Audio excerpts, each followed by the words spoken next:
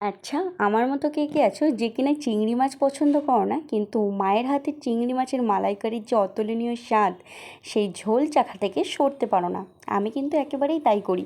চিংড়ি মাছ না খেলেও ঝোলটা ঠিক চাখি। আর সেটা যদি হয় মায়ের হাতের তৈরি, একেবারে অপূর্ব। যাক, আজকে তাই ভাবলাম তোমাদের সাথে আমার মায়ের বানানো চিংড়ি মালাইকারিটা শেয়ার করি। প্রথমেই তেলের মধ্যে চিংড়ি মাছগুলোকে লবণ হলুদ দিয়ে ভেজে নিয়েছে।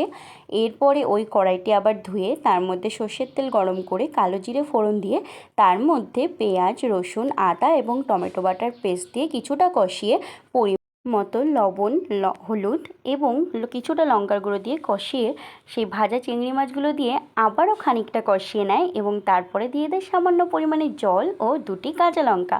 আপনারা চাইলে আরেকটু ঝাল ইউজ করতে পারেন এবং এরপরে এটি ভালো করে ফুটে এলে দিয়ে দেয় নারকেলের দুধ। আপনারা এখানে ইনস্ট্যান্ট নারকেলের দুধও ব্যবহার করতে পারেন, অর্থাৎ যেটা বাজারে পাওয়া যায়। এরপরে এটি ভালো করে ফুটে আসলে গরম মশলা দেবে এবং নামানোর পূর্বে দেবে সামান্য পরিমাণে কাঁচা সরিষার তেল।